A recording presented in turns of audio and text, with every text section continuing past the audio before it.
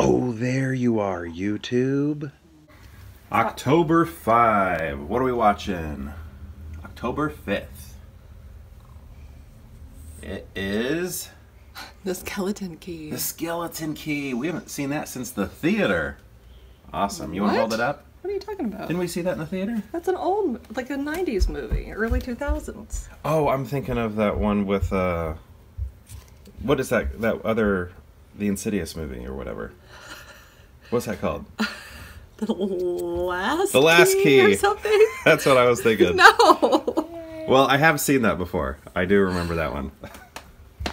Change of plans. We are not going to watch The Skeleton Key. Basically what happened was I was looking at the comments in my Long Legs video, and my buddy Vin was in there from Hard Copy Blues, and he was talking about the director, Osgood Perkins, and he's like talking about the other work that he's done, and I'm like, well, I haven't seen any of that stuff. And I'm asking my wife, I was like, have you heard of Gretel and Hansel? Have you heard of the Blackcoat's Daughter? And she's like, oh my goodness, the Blackcoat's Daughter, I wanted to put that in the calendar and I totally forgot. And we were like, sort of like, well, I don't think either one of us are really feeling the Skeleton Key, because I'm pretty sure I've already seen it. Can't remember if she had, but anyway, we're like, I don't know, should we just swap it out? Like, let's not watch Skeleton Key, but let's instead watch the Blackcoat's Daughter. So that's what we're gonna do. Let's go watch it.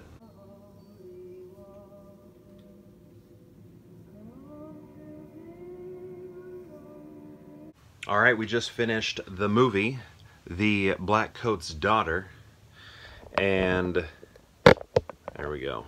Black coat. I didn't even know what that meant. It's like a person of clergy, which is weird because I mean I don't know which religion talks about that, but you know, I don't remember ever hearing that as a kid growing up or as an adult. I feel like I just had no clue what that was. Anyway, Osgood Perkins, Long Legs, and Blackcoat's Daughter. Blackcoat's Daughter, I just feel like, I don't know, I'm behind, I guess, like on Osgood.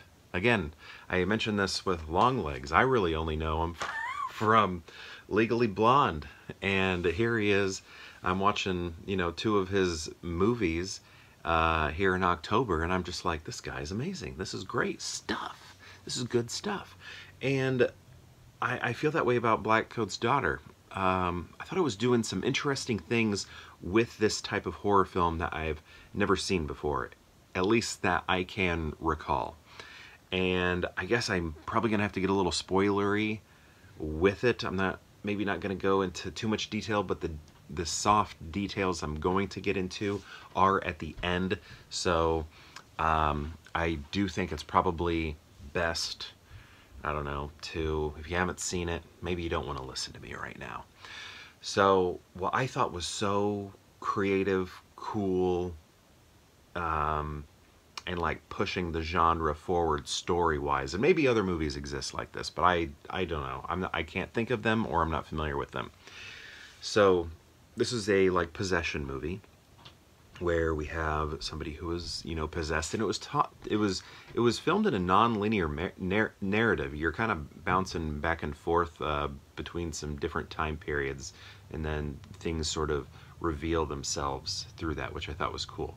But what I thought was unique about this, we have this girl who becomes possessed, and she's doing these awful things, and then it's moving over there. This priest casts the demon out of her. Right? And then I feel like I'm hearing something over there, and it's freaking me out. Ugh. So he casts this demon out, right? And I'm in a basement too, so that just like adds to it. He casts this demon out, and then we see like the shadowy demon thing off to the side after he's been cast out, and she like looks over at him, and she whispers, "Don't go," and then she like blinks, and then he's gone, right? And you're like, what the heck? You want this guy around? What? She became like comfortable with him in her, like being possessing her, and she like liked it. And then we have further in her life when she's older, played by Emma Roberts. The younger version of her is played by that little girl from Mad Men. She's like grown up, and she's also in Longlegs actually. The girl with the short shaved head in this movie is the younger version of the possessed girl here. So then we see her life as older, like 9 years later. And she's being played by Emma Roberts. And we see her do some despicable, awful, terrible things. You know, stuff that she did, you know, like killings and stuff like that, just as she did when she was younger. But there was something different about it because she seemed very possessed when she was younger. But when we're watching her do this stuff as an adult, as Emma Roberts, she doesn't seem possessed. And like, I think that's a great show of the acting. When she's because it's, I guess you could wonder until you find out, but you could wonder like, why is Emma Roberts playing this so differently than the younger girl who's playing, you know, the same character? Emma's doing such a different job than the other one, but that's why I was like, it's like she's not possessed or something. Because again, the non-linear here, so I don't have all the information at this point. And I'm like, why is Emma Roberts not looking possessed? She looks like troubled. She looks like a troubled person, like when she's doing these killings and things like that and everything. And just when you're seeing her around, she doesn't look like she's possessed, like the younger actor looked. And then we see she's on this journey to go back to the all-girls religious school that she became possessed in, because she's seeking out becoming possessed again, because she like misses it. And she well, yeah, I mean, I guess that's all you can really say. She misses it and wants it back.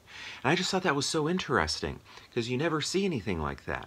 It's like if somebody becomes possessed, they're like, ah, right? Or they maybe truly aren't unpossessed, exorcised, you know? And this movie has somebody who is exorcised and then wants it back and then seeks it back. And then I guess, you know what, I'm not going to give away the ending of how it goes, whether or not she becomes possessed again or not. You'll have to find out. You'll have to watch the movie if you've stuck around this long. But I just thought it was great. The tone was good. The music was freaky.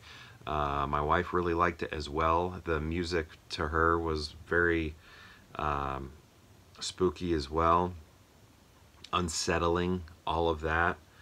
It was good. Osgood Perkins, man, how is that? How awesome is that? Anthony Perkins, Psycho fame, has a kid, and he's just as, I mean, and he's like carving a name for himself in the horror genre. It's amazing. I think it's wonderful. It's a son, right? Son or grandson? I would say son, probably, right? I don't know. Probably son. But I'm digging his work, and I can't wait to watch Gretel and Hansel. I gotta see that. Maybe we'll swap another one out. Maybe we'll pull a movie out of the advent calendar and be like, you know what? I don't want to watch it. Let's go watch Gretel and Hansel. I don't know. That may happen. But I want to know if you've seen this movie, The Blackcoat's Daughter. If so, what do you think of it? Also, what kind of movies are you watching this Halloween spooky season as we march towards Halloween? I'd love to know what you're watching. And what do you think of Osgood Perkins? Right? I mean, I've only seen 2 of his movies, plus Legally Blonde, but I don't know, I'm digging it. Anyway, thank you so much for watching, and perhaps we'll see you tomorrow for more Pure Hangout.